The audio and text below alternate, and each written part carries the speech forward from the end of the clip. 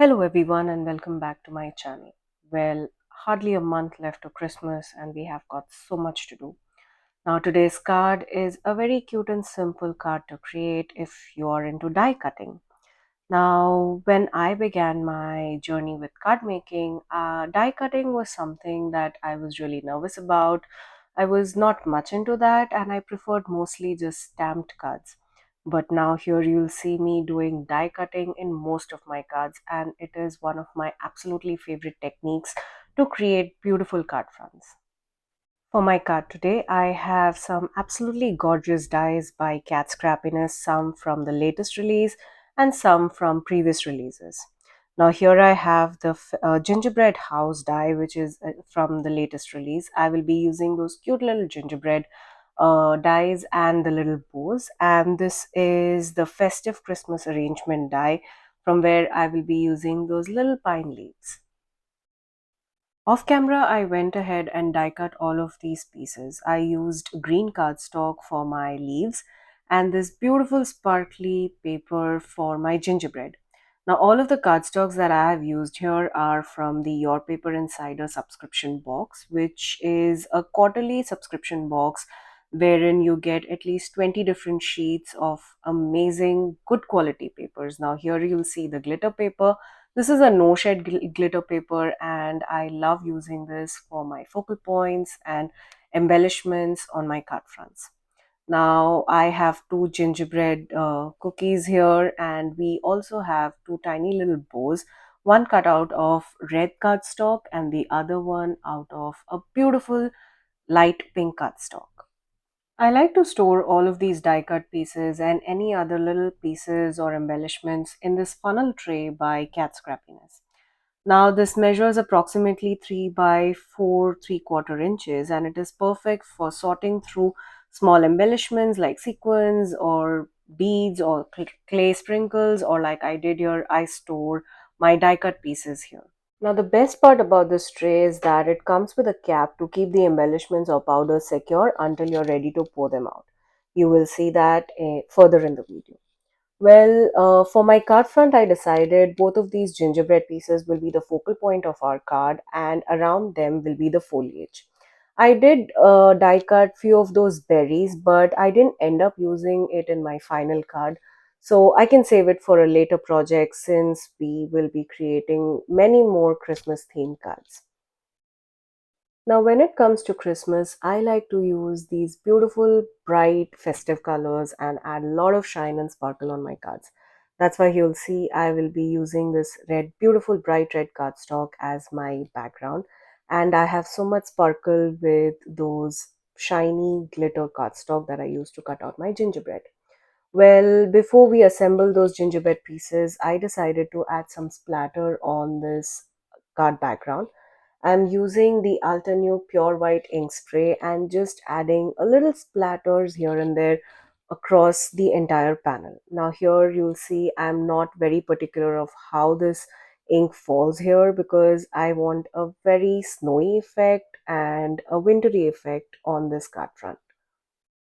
Once I was satisfied with the amount of splatter on that background panel, I will set it aside to dry while we assemble our little gingerbread pieces. Now, all of these die cuts here are either tiny or really intricate and delicate. So I like to use my liquid Barely Arts glue. This one has a fine tip and it is perfect to adhere these little pieces. Now to pick up the tiny little embellishments, I like to use the embellishment pickup and die poker tool by Cat Scrappiness, which features a white wax tip on one end and a craft pick or a die poker tool on the other end. Here's a closer look at our little gingerbread pieces. For the eyes and the buttons, I will be using some Positively Dazzling Gems by Simon Says Stamp in beautiful colors. If you want to keep this card simple and not add a lot of shine and sparkle, you could definitely cut out this little gingerbread piece using the usual brown or light craft color cardstock. That would again be perfect for these gingerbreads. Now these little gingerbread pieces are the focal point of our card, so I decided to pop them up a little bit. I'm using these tiny foam circles with a minimum dimension to them. This is hardly a 1 millimeter dimension to our focal points, and I absolutely love how strong these adhesives are. I carefully place them onto the center of our card. You could also add some liquid glue onto these foam adhesives just so that you have some wiggle room before finally you place this down onto your card front. Now, once I got my focal point adhered onto the center of the card panel, it was now time to arrange all of the foliage around these cute little gingerbread pieces. I have three leaves on either side of these gingerbread pieces, and using some barely arts glue, I adhered these around my gingerbread focal point. The green on the foliage definitely pops up on this red background, and I feel that was the perfect addition to this card front.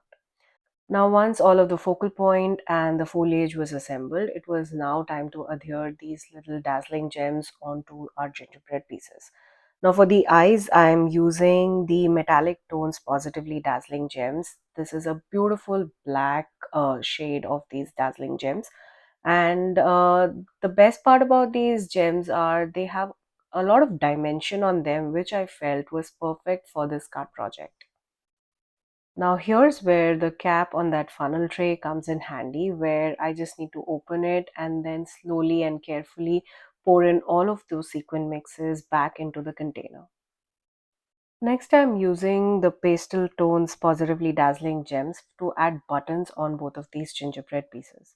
Now, initially, I went with a light pink button and a light blue, but I felt that the pink was not as eye catching on that bright, shiny cardstock that I used here. So, I ended up using the warm tones of the Dazzling Gems and darker tones of pink for the buttons there.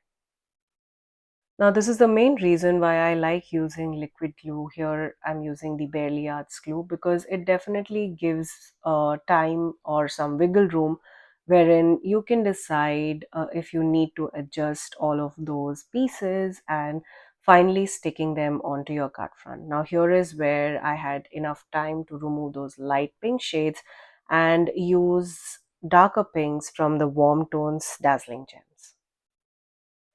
The camera definitely does not do justice to the shine and sparkle on these dazzling gems and that beautiful glitter cardstock, but in real life, this looks absolutely amazing. Cat Scrappiness also has little triangle trays to store your embellishments, but this funnel tray is my absolute favorite because at times I can get a little clumsy and pour over all of those sequences all over my work surface, and this makes sure that I pour it back directly into the container and not mess up my work surface. Now that our focal point is ready, it's time for some beautiful sentiments on this card front. I'm using the Cat Scrappiness Christmas Lantern add-on stamp and die set, which is from the latest release, for my sentiments today. For this card, I decided to go with not one but two different sentiments. I have the season's greeting and may your days be merry and bright. Now, I stamped these sentiments using VersaFine ONYX black ink on a piece of white cardstock and used the coordinating dies to cut out the sentiments. Now, before we adhere the sentiment onto the panel, I decided to pop up the panel using some foam tape. I made sure I was happy with the placement of both of these sentiments before adhering them using some liquid glue. Initially, I had thought I would add those little tiny foam circles which I had used to adhere my focal point, but then I wanted to keep it simple and use just liquid glue to adhere them onto the card front. Now, before we call this card done, I decided that this card needed a little more shine and sparkle. So here I am using the same metallic tones, Positively Dazzling Gems. This is the same pack from where I got the eyes for our gingerbread focal point. These gems are more of a lighter copper tone, which I thought matched perfectly with the sparkle or glitter cardstock that we use to create our focal points with. Now I adhered three of these on the top, right next to our season's greeting sentiment strip, and two right below our focal point. Here's a look at the finished card. I love how beautiful this card looks.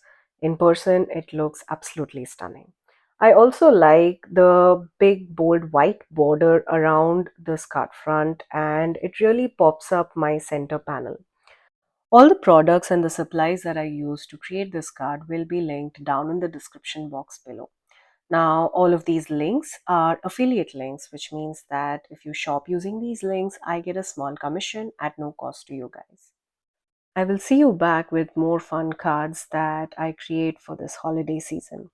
I would love for you to become a subscriber to my channel, and if you do subscribe or are already a subscriber, please make sure to hit the bell icon so that you don't miss the next time I post. Hit the like button and let me know in the comments down below if you have any ideas or suggestions for a future video.